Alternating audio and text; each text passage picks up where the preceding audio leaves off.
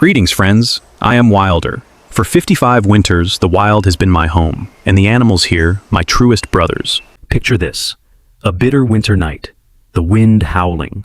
An innocent 65-year-old woman, Martha, sits shivering on an icy porch, relentlessly interrogated by two young cops. But the forest always watches.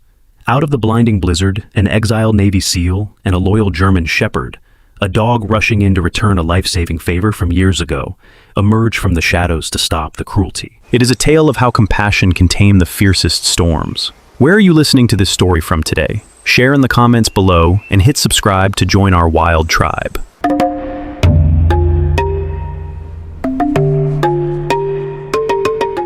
The winter did not arrive in the Adirondack Mountains with a whisper. It came like a hammer. The sky over the small town of Wilmington turned the color of bruised iron before unleashing a blizzard that erased the edges of the world. Temperatures plummeted to 10 degrees below zero. The streets emptied. The streetlights flickered against the relentless, blinding white snow, and the wind howled through the pines like a chorus of hungry wolves.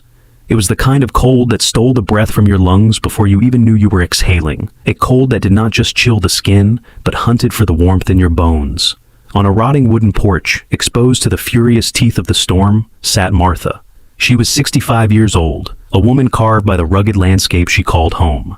She was small, frail, with silver hair usually tucked under a hand-knitted beanie, though now it was plastered to her forehead by freezing moisture. Her pale blue eyes carried the quiet grief of a widow, but also the boundless empathy of someone who simply could not turn away a soul in need.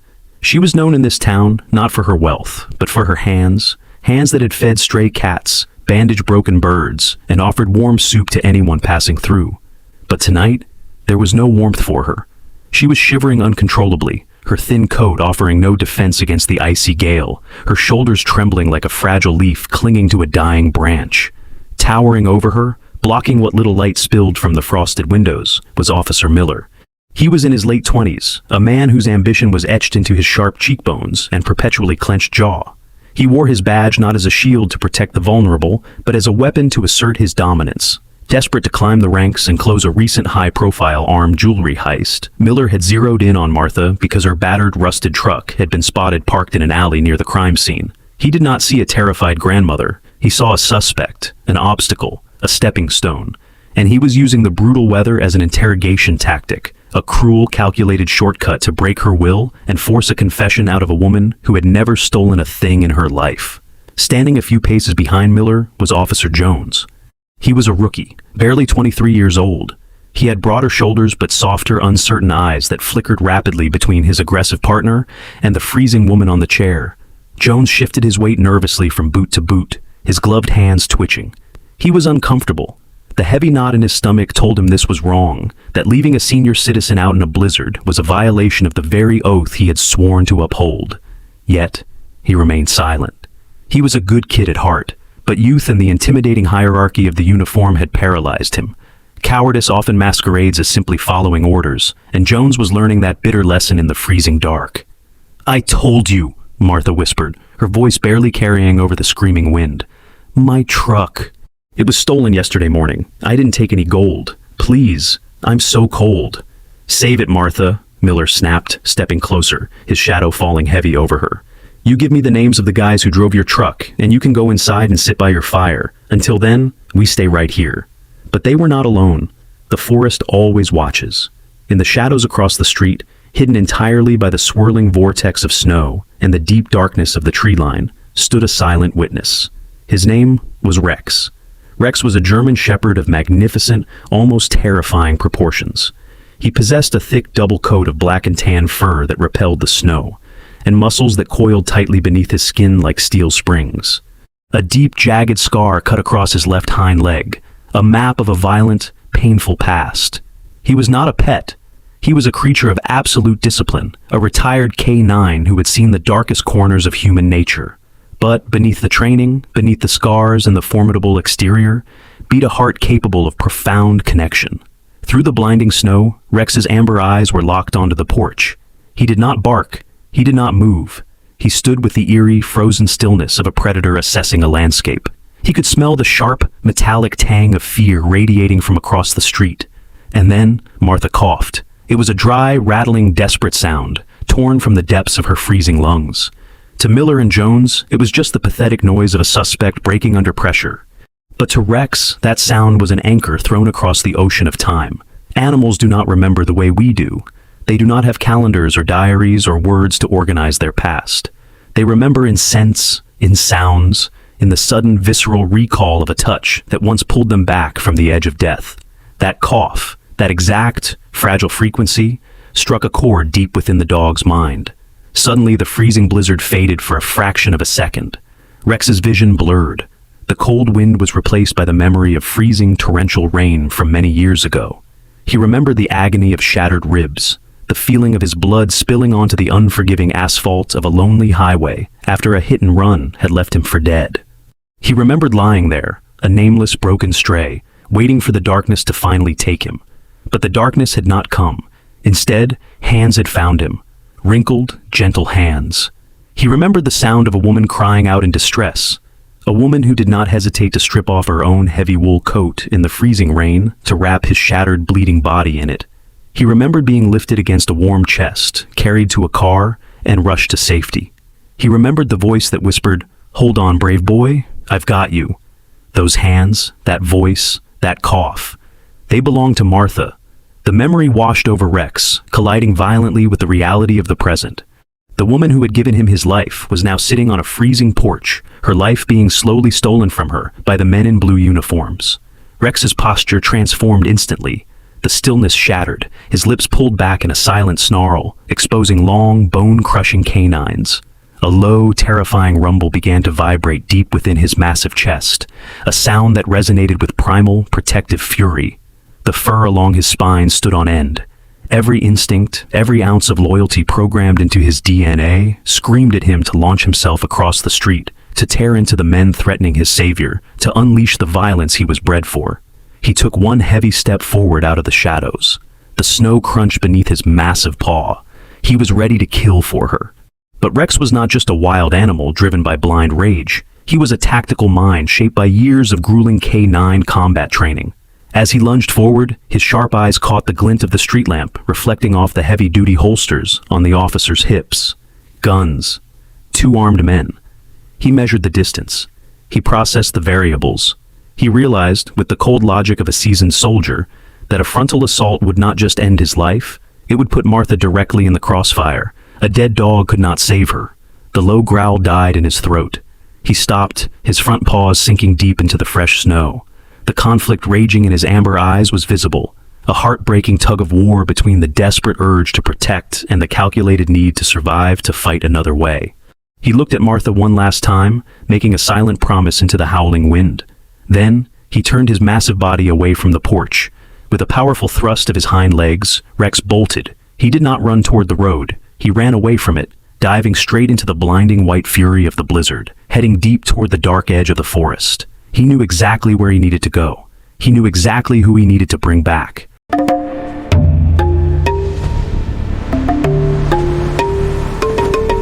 The heavy oak door of Jack Walker's cabin shuddered under a sudden, frantic assault. It was not the rhythmic battering of the blizzard winds that swept through the Adirondacks, but the desperate scratching and heavy thuds of a massive creature, throwing its entire weight against the wood. Jack Walker, 42 years old, stood at 6'2", with shoulders built to carry heavy burdens. His face was a map of harsh climates and harder decisions, framed by a thick, dark beard threaded with premature gray. His eyes, a striking shade of storm cloud gray, usually held a stoic emptiness, a protective shield forged during his grueling years as a Navy SEAL.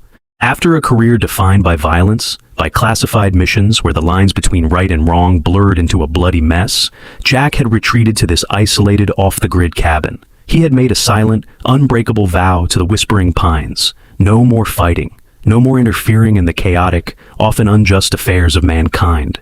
He wanted only the quiet company of the woods, where survival was honest and the only laws were those dictated by nature. Sitting by the crackling hearth with a mug of black coffee, Jack set his drink down as the scratching grew more frantic. His movements were fluid and silent, the ingrained reflexes of a man who never truly stopped being a soldier. He unlatched the deadbolt and pulled the door open, bracing himself against the immediate violent influx of freezing air and blinding white snow. There stood Rex, panting heavily, his thick black and tan coat dusted entirely with frost. Rex was not Jack's pet. He was a free spirit of the mountain, a retired K9 who occasionally shared a fire with the ex-SEAL when the nights grew too bitter. They shared a mutual respect, two warriors who understood the weight of invisible scars. But tonight, Rex was not looking for shelter. The dog let out a sharp, distressed bark, his amber eyes wide and frantic, darting back over his shoulder toward the road. Jack stepped onto the threshold and followed the dog's gaze. Through the swirling curtain of the blizzard, about a quarter-mile down the road, Jack saw them, the unmistakable rhythmic flashing of red and blue police lights. They cut through the pristine white of the storm like an open wound, illuminating the dark silhouette of a patrol car parked right in front of old Martha's crumbling porch. Jack knew the police were there, and he knew that whatever was happening in this lethal weather wasn't a friendly neighborhood wellness check. His jaw tightened. The ironclad rule he had set for himself echoed loudly in his mind. Not your fight. Not your world anymore. Society, its flawed justice system, and the pain of human conflict were exactly what he had fled. He had spent too many years trying to save people, losing pieces of his own soul with every casualty he couldn't prevent. His greatest desire, his only remaining ambition, was peace. "Go inside, Rex," Jack murmured, his voice a low gravel that barely competed with the howling wind. "There's nothing for us out there. Stay by the fire." He began to push the heavy wooden door closed, the ambient warmth of the cabin beckoning him back to his hard-earned isolation. He was determined to shut out the flashing lights, to shut out the world. But Rex did not retreat to the hearth. As the door swung shut, the massive shepherd lunged forward, wedging his thick, muscular shoulder into the gap. Jack paused, surprised by the sheer physical resistance of the animal. Rex let out a sound Jack had never heard from the battle-hardened K9 before, a high-pitched, gut-wrenching whine that cracked with despair, sounding almost like a human sob. It was the sound of utter heartbreak. The dog clamped his powerful jaws onto the hem of Jack's heavy denim jeans, planted his paws firmly on the snowy threshold, and pulled. He wasn't attacking. He was begging. Jack looked down, his steely resolve beginning to fracture under the weight of the animal's distress. Seeing the hesitation in the man's eyes, Rex released his grip on the fabric, stepped back, and dropped something onto the wooden floorboards of the cabin's entryway. It landed with a soft, damp thud. Jack knelt, his knees popping slightly in the cold, and picked it up. It was a single hand-knitted wool glove, heavily worn at the fingertips and stained with age and melting snow. Jack recognized it instantly. It was the same bright mustard yellow yarn Martha always wore when she stood on her porch, tossing breadcrumbs to the winter birds. In his frantic sprint, Rex had snatched it from her porch, a tangible piece of evidence, a silent, desperate plea delivered across the frozen expanse. Jack held the damp glove in his calloused hand, feeling the residual cold seeping into his skin. He looked from the frayed wool to Rex. The dog's amber eyes were fixed on him, entirely stripped of their usual fierce, wolf-like independence. They were vulnerable, relying entirely on the compassion of a man who claimed to have none left. Jack closed his eyes, taking a deep, ragged breath of the freezing air. He could feel the familiar, heavy mantle of duty settling back onto his shoulders, a weight he had sworn he would never carry again. The desire for absolute peace was strong, a siren call urging him to stay inside. But the sight of a loyal creature fighting so hard, risking everything for someone it loved, struck a chord deep within the exiled soldier's chest. He knew what it meant to leave someone behind in the cold. He couldn't do it. Jack let out a long, heavy sigh, his breath pluming white in the freezing air. He tucked Martha's yellow glove safely into his pocket. Turning to the mudroom, he slid his feet into his heavy, insulated combat boots, lacing them with practiced speed. He pulled his thick olive-drab parka off its hook, the zippers engaging with a sharp, metallic finality. He reached out and rested a bare hand on Rex's snow-covered head, feeling the steady, thrumming heartbeat of the animal beneath his palm. "All right, buddy," Jack said softly, his tone shifting from a reluctant recluse to a man with a clear, unyielding mission. "Lead the way." Together, the exiled soldier and the loyal dog stepped out of the warm light of the cabin, plunging headfirst into the howling darkness of the blizzard.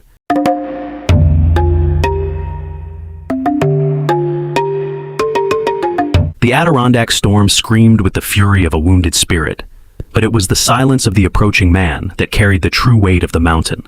Jack Walker and Rex emerged from the blinding curtain of white snow like phantoms born of the frost. Jack's heavy combat boots struck the rotting wood of Martha's porch, the sound cutting through the howling wind with the steady, undeniable cadence of a marching soldier. He did not rush, nor did he display a single ounce of panic. His presence was a sudden, immovable anchor in the chaotic sea of the blizzard. The flashing red and blue lights of the patrol car cast long, frantic shadows across Jack's face, illuminating the steely, unforgiving gray of his eyes. He stood at 6'2", his broad shoulders squared beneath his olive-drab parka, an exiled warrior who had finally decided to step back onto the battlefield. Beside him, Rex moved with the lethal grace of a seasoned K9, his thick black and tan fur catching the snowflakes. His amber eyes locked entirely on the men who were torturing his savior. Officer Miller, whose sharp, ambitious face was flush with the arrogant thrill of power, froze mid-sentence. He had been looming over Martha, shouting demands into the freezing air, but the sudden appearance of this imposing stranger instantly derailed his interrogation. Miller instinctively moved his hand toward the heavy leather of his duty belt, his ego immediately threatened by Jack's commanding stature. "Step back, civilian," Miller barked, his voice cracking slightly against the roar of the wind. "This is an active police investigation. You are interfering with official business." Jack did not stop. He took another measured step forward, placing himself directly between the young, aggressive officer and the shivering, frail woman in the chair. When Jack spoke, his voice was not a shout, but a low, resonant rumble that demanded absolute silence. "You are holding a 65-year-old civilian outside in -10-degree weather without a formal arrest or a warrant," Jack stated, his tone as cold and precise as a scalpel. "That is unlawful detainment, officer. It is reckless endangerment, a direct violation of her civil rights. And under state law, it constitutes aggravated assault under the color of authority. You are not conducting an investigation. You are committing a felony." Miller's jaw clenched, his eyes narrowing in furious indignation. He puffed out his chest, trying to reclaim the authority that Jack had effortlessly stripped away from him.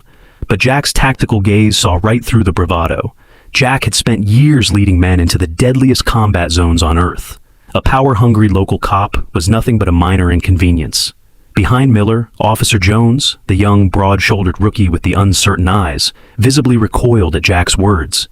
The legal reality of their actions, laid out so coldly and accurately by this stranger, hit Jones like a physical blow. The heavy knot of guilt in the rookie's stomach twisted tighter.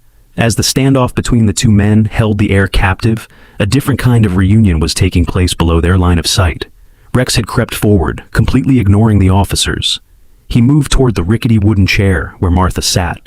The old woman was trembling violently, her pale blue eyes clouded with exhaustion and the onset of severe hypothermia.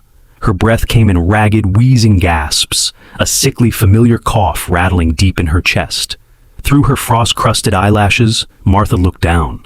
She saw the massive, scarred German shepherd standing before her.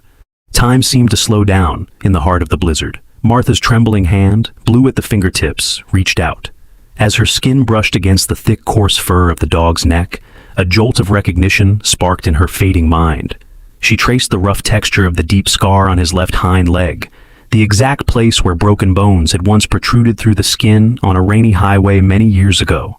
The stray dog she had wrapped in her own coat, the broken creature she had wept over and rushed to the emergency vet, was standing right here in front of her. Tears, hot and fast, welled up in Martha's eyes, instantly freezing on her weathered cheeks. "It's you," she whispered, her voice cracking with overwhelming emotion. "My brave boy, you came back." Jack knelt beside the chair, his rugged face softening as he looked at the elderly woman. "Ma'am, we need to get you inside. You're freezing to death." Martha shook her head weakly, her frail fingers clinging to Rex's fur as if it were a lifeline. She forced herself to take a shallow, painful breath, her survival instinct fighting through the cold. "They took it," she gasped, her voice barely a whisper against the wind. "Two men. They had guns. They pushed me into the snow. Took my truck. They didn't go to town. They drove off the main road, toward the old abandoned mechanic's workshop, by the logging trail. Please, you have to believe me." Miller, overhearing the ragged confession, let out a harsh, mocking laugh that sounded ugly against the purity of the falling snow. "Oh, sure," he scoffed, throwing his hands up in theatrical disbelief. "Armed robbers decided to skip the highway and hide out in a rotting, freezing metal trap in the middle of a forest? A very convenient story, old lady. Do you really expect me to buy that?" Jack didn't even bother to turn his head to look at Miller. Arguing with a fool was a waste of breath, and in this weather, breath was life. Jack simply reached out and gently squeezed Martha's shoulder, a silent promise that her words were heard and believed. He stood up, his towering frame casting a long shadow over the porch, and looked down at his canine companion. He didn't need to issue a verbal command. A subtle shift in Jack's posture, a slight nod toward the tree line, was all the communication the K9 required. But before Rex turned to initiate the hunt, the magnificent animal did something that shattered the remaining illusions of the men standing on that porch. Recognizing that Martha was losing her battle against the freezing temperatures, Rex stepped closer to the chair. He leaned his entire massive muscular body directly against the old woman's frail legs. He pressed himself into her, effectively becoming a living, breathing furnace, transferring his intense animal heat into her shivering bones. He stood there for several long, poignant seconds, his amber eyes looking up at her with profound, unyielding love. It was an act of pure, selfless compassion from a creature bred for violence. Officer Jones watched this exchange, and his breath hitched in his throat. The young rookie stared at the German shepherd, witnessing a so-called dumb animal displaying a level of humanity, empathy, and moral clarity that completely eclipsed his own. Jones looked down at the shiny silver badge pinned to his chest. It suddenly felt incredibly heavy, tainted by the cruelty he had silently permitted. The dog was warming the victim that he, a sworn protector of the law, had helped to freeze. The walls of cowardly compliance that had trapped Jones's conscience finally began to crumble. He realized, with a sickening wave of shame, that he was standing on the wrong side of righteousness. Jack stepped off the porch, the fresh snow crunching heavily under his boots. Rex pulled away from Martha with a final, lingering glance, then trotted to Jack's side. The dog lowered his powerful head, his nose skimming just inches above the frozen ground. He inhaled deeply, filtering through the overwhelming scent of pine and ice, searching for the faint, lingering metallic tang of gunpowder and the panicked sweat of two desperate men. Rex found the invisible thread. He let out a low, sharp huff, his ears swiveling forward as he locked onto the trail. Jack pulled his parka tight against the howling wind, his storm-gray eyes fixed on the dark, foreboding edge of the wilderness. Together, the exiled soldier and the faithful dog walked away from the porch, stepping out of the flickering police lights and plunging deep into the unforgiving, blinding heart of the blizzard. The hunt had begun.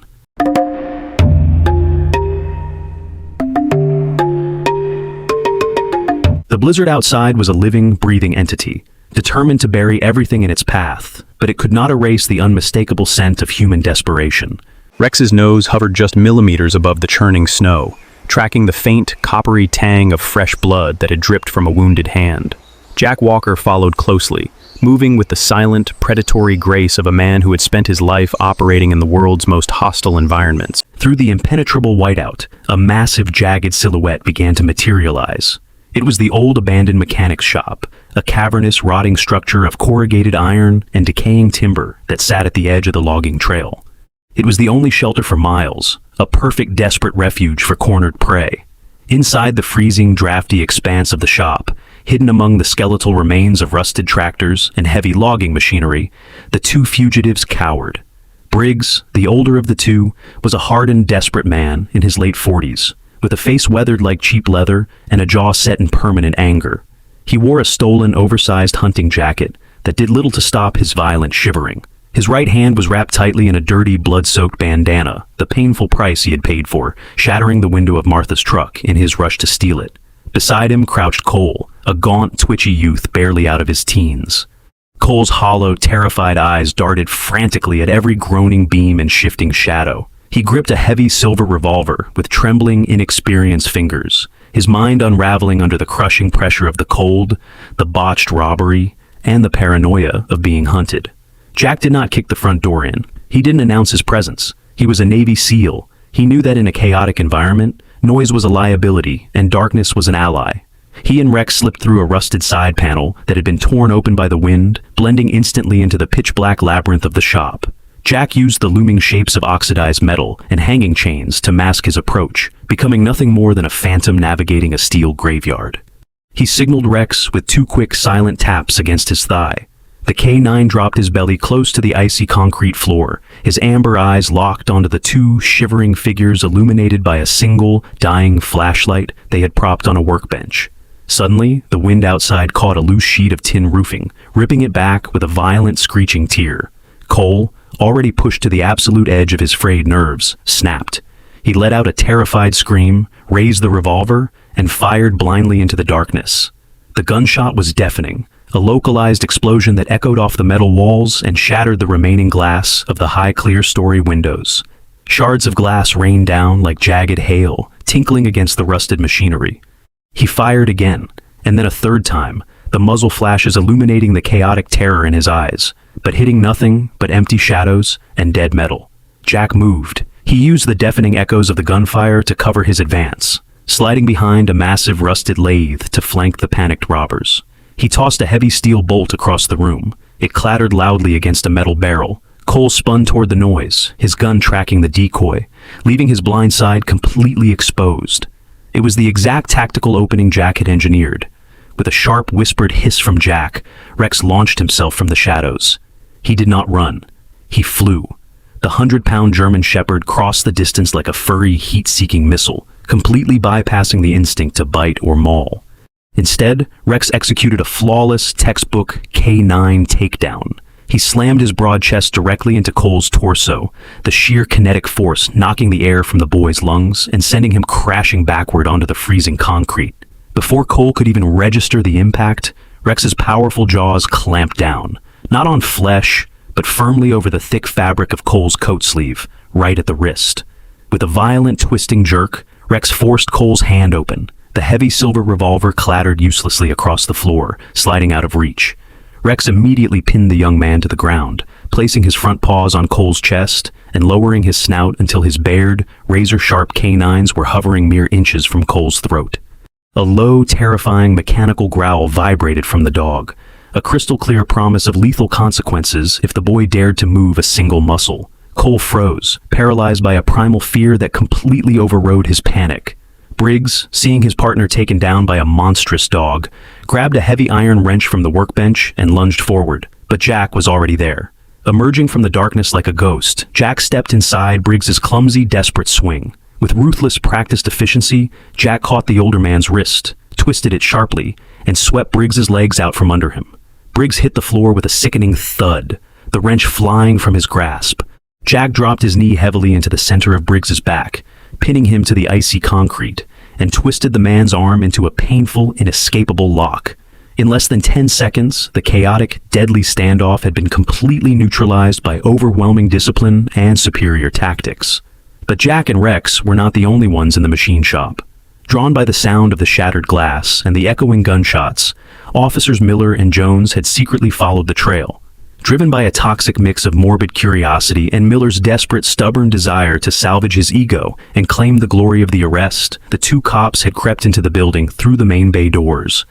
They were now crouched behind a towering pile of scrap metal, their service weapons drawn but entirely forgotten in their trembling hands. They watched, wide-eyed and breathless, as the scene unfolded before them. Miller's arrogant sneer had completely vanished, replaced by a profound, pale-faced shock. He was witnessing a level of combat proficiency, survival instinct, and seamless interspecies coordination that he had only ever seen in action movies. The civilian he had tried to bully on the porch was currently holding a hardened criminal, pinned to the floor without breaking a sweat, while his dog, a magnificent, terrifying creature of pure discipline, held a gunman hostage with nothing but the threat of its fangs.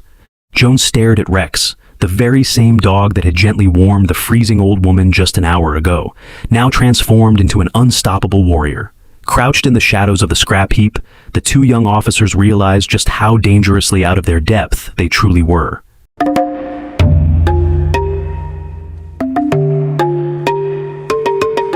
The violent crescendo within the abandoned machine shop ended not with a triumphant shout, but with a sickening metallic crunch that seemed to echo in the rusted rafters for an eternity.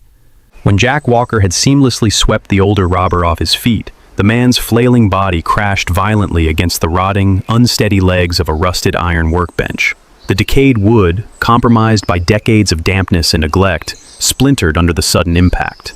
A massive, oxidized engine block, weighing easily over 200 pounds, slid off the precarious edge. It plummeted downward, pinning Briggs's right leg to the freezing, cracked concrete floor. The sharp, unmistakable snap of bone sliced through the cavernous space, immediately followed by an agonizing, breathless shriek from the hardened criminal. The sudden shock of the crushing weight, combined with the catastrophic drop in ambient temperature, hit Briggs like a runaway freight train. The frantic adrenaline that had fueled his desperate flight and his anger evaporated in a single heartbeat, leaving behind a frail, broken man entirely at the mercy of the elements. His face, previously contorted in hostile rage, drained of all color, taking on the waxy, pale hue of a corpse. Violent, uncontrollable shivers racked his body as severe hypothermia began to rapidly shut down his vital organs. The air inside the uninsulated shop was arguably colder than outside, acting like a giant drafty freezer. In the brutal sub-zero wind howling through the freshly shattered clear-story windows, Briggs was bleeding out and freezing to death simultaneously. This was the precise moment where the true nature of a warrior is revealed. Jack Walker, the exiled Navy SEAL who had retreated to these mountains to forget the cruelty of the world, looked down at the man who had just stolen from an innocent elderly woman and had been willing to kill to escape. Jack could have simply stepped back into the shadows. He could have let the freezing mountain claim its brutal toll. He could have let the law of the wild run its dark course. But true discipline is not merely knowing how to take a life. It is having the supreme power to save one when vengeance feels entirely justified. Moving with the same calculated, emotionless efficiency he used in active combat zones, Jack instantly released his offensive hold. He knelt beside the crushed limb, his storm gray eyes assessing the catastrophic damage with medical precision. "Rex, hold him," Jack commanded quietly, his voice a steady anchor in the chaotic room. Rex, having thoroughly terrified the young gaunt Cole into total weeping submission, maintained his perimeter. The massive German shepherd stood like a statue, his amber eyes darting between his captive and his master. Jack quickly scanned the gloomy debris-filled shop. In the far corner, half buried under a pile of rotting tires and rusted chains, he spotted a heavy, industrial-grade canvas tarp. It was stiff with years of dirt, grease, and frost, but it was thick enough to trap precious body heat. Jack sprinted over, hauled the heavy canvas back, and began to cocoon the shivering, weeping Briggs. He unbuckled his own heavy-duty combat belt, using it as a makeshift tourniquet just above the gruesome crush injury, applying brutal but absolutely necessary pressure to stop the arterial bleeding. Briggs groaned, his eyes rolling back in his head, hovering on the precipice of consciousness. As Jack worked feverishly, his bare hands smeared with freezing grease and the robber's blood, Rex made his move. Seeing that Cole was entirely paralyzed by fear and no longer a threat, the massive K9 abandoned his guard post. The dog padded softly across the icy concrete to Jack's side. During the frantic initial scuffle, a jagged piece of scrap metal had sliced across the back of Jack's left hand, leaving a bright red, stinging gash. Rex lowered his formidable head, the exact same head that moments ago looked like a demon of war to the robbers, and began to gently, rhythmically lick the wound. The dog's warm, rough tongue cleared the blood, offering silent, profound comfort to his human partner. It was a staggering display of empathy. The contrast was breathtaking, the beast of war showing the tender care of a nurse. It was a stark reminder that their capacity for lethal violence was entirely governed by a boundless, compassionate heart. This mercy did not make them weak. It was the absolute, unyielding boundary that separated them from the very monsters they were fighting. It was this exact quiet tableau of mercy that Officers Miller and Jones walked in on. Stepping out from behind the towering heap of scrap metal where they had been hiding, their service weapons hung loosely, completely forgotten in their trembling hands. Miller, the arrogant, ambitious cop, who had been more than willing to freeze an elderly widow to death to secure a promotion and inflate his ego, stood completely paralyzed. The rigid, cynical, power-hungry lens through which he viewed the world was shattering into a million irreparable pieces right before his eyes.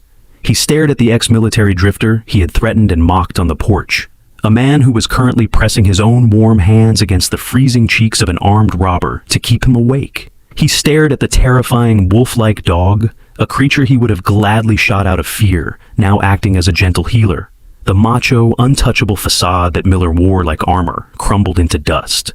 The silver badge pinned to his chest suddenly felt impossibly heavy, a stark, glaring symbol of authority he had profoundly misused. He realized, with a suffocating wave of shame that burned hotter than the freezing wind, that power without empathy was nothing but tyranny. The violence and chaos of the night had been completely, unequivocally subdued by a singular act of profound humanity. Beside him, Jones, the broad-shouldered young rookie, felt a hot tear slide down his freezing cheek, thawing the frost on his skin. He didn't wipe it away. He holstered his weapon with a quiet click, stepping out of the shadows not as a police officer looking to make a high-profile arrest, but simply as a man ready to help his fellow man. "What do you need us to do?" Jones asked, his voice trembling slightly but ringing clear across the shop. In that simple question, he officially surrendered his artificial authority to the man and the dog who had just taught them all what it truly meant to serve and to protect.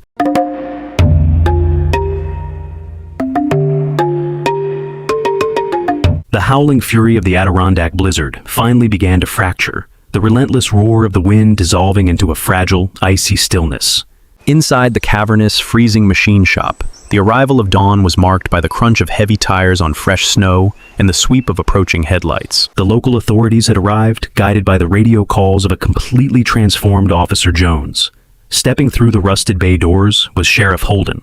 He was a mountain of a man in his late 50s, his face weathered like the bark of an ancient oak tree, featuring a thick silver mustache and eyes like chipped flint. Holden walked with a slight, rhythmic limp, the legacy of a decades-old bullet wound from his own military service. He was a man who projected an aura of absolute, unwavering justice, treating everyone with a gruff, impartial fairness that demanded instant respect. Holden took one sweeping look at the scene: the shivering, apprehended robbers, the makeshift tourniquet applied with expert precision, the disciplined K-9 standing guard, and his two junior officers looking entirely humbled. Without a single shout, Holden orchestrated the aftermath. Paramedics rushed in to stabilize Briggs, securing him to a stretcher, while a weeping Cole was handcuffed and led to a cruiser. Holden approached Jack, his flinty eyes dropping to the Navy SEAL trident barely visible beneath Jack's coat. The older lawman gave a slow, solemn nod of mutual understanding and respect. The truth of the night had been fully illuminated. The stolen jewelry and Martha's keys were recovered from the robbers' pockets. Martha's innocence was unequivocally proven. Her only crime had been a stroke of terrible luck. An hour later, the scene shifted back to the small, snow-covered cabin belonging to Martha.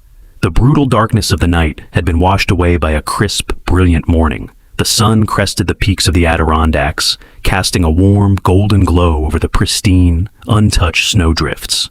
Inside the cabin, the atmosphere was a stark contrast to the terror that had unfolded on the porch just hours prior. A fire roared cheerfully in the stone hearth, chasing the deep chill from the wooden floorboards. Standing awkwardly near the doorway, stripped of their intimidating winter parkas and their misplaced pride, were Officers Miller and Jones. They had come to do what was right. Miller, the previously ambitious and arrogant cop, looked down at his boots, his hands nervously twisting his uniform hat.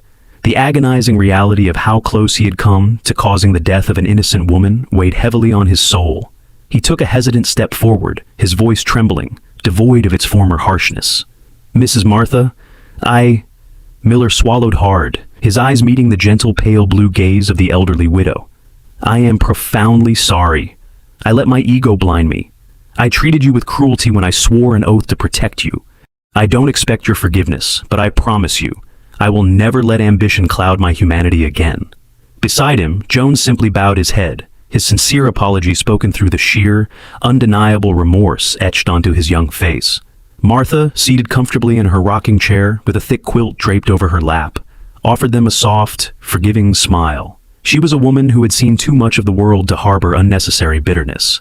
She nodded slowly, accepting their apologies, knowing that the mountain had already taught them a lesson they would never forget. Relieved but deeply humbled, the two officers quietly excused themselves, stepping out into the bright morning to begin their own paths of redemption. Standing by the frost-rimmed window, holding a steaming mug of black coffee, Jack Walker watched the police cruisers pull away. He looked out at the vast, snow-covered expanse of the wilderness that he had sought out as a hiding place. For years, he had believed that isolation was the only cure for the trauma he carried, that withdrawing from the world was the only way to find peace. But as he watched the morning sun glint off the icy pines, a profound realization washed over him. Running away from the world was not healing. It was simply a different kind of prison. True peace did not come from avoiding conflict. It came from using his strength to protect the vulnerable, from standing in the gap between the wolves and the flock. He looked at the warm, fire-lit room behind him. He didn't want to hide anymore. He had found a place where he belonged. He decided in the quiet sanctuary of his own heart that he was going to stay in Wilmington. Jack turned back to the room, and a rare, genuine smile broke through his thick, graying beard. The cabin was filled with the soft, melodic sound of Martha's laughter. At her feet, bathed in the radiant heat of the fireplace, lay Rex. The magnificent German shepherd was stretched out lazily, his eyes half closed in utter contentment. But Rex was not alone. Curled up tightly against the dog's scarred, muscular belly was Barnaby.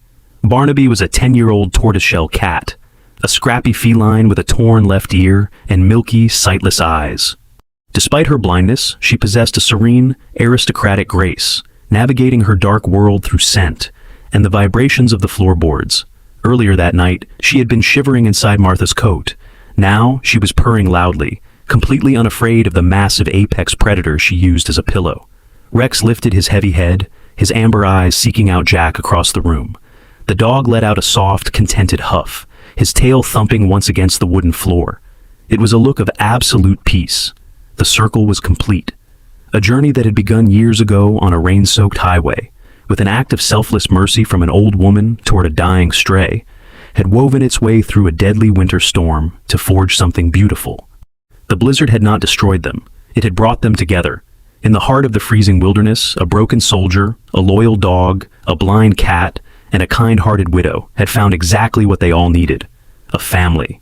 As the fire burns down to its last embers, let us reflect on what the mountain taught us tonight. The wild can be a brutal place, but the most powerful force in nature is not the bite of the winter wind or the sharp teeth of a predator. It is compassion. Jack and Rex showed us that true strength is not about the capacity to destroy, but the choice to heal and protect. In our everyday lives, we may not have to fight off armed robbers in a freezing machine shop, but we all face storms of our own. We all meet people who are cold, scared, or lost in their own way. We are given the exact same choice Jack and Rex had. We can choose to walk away and stay comfortable in our own isolation, or we can choose to step into the cold and offer our warmth to someone in need.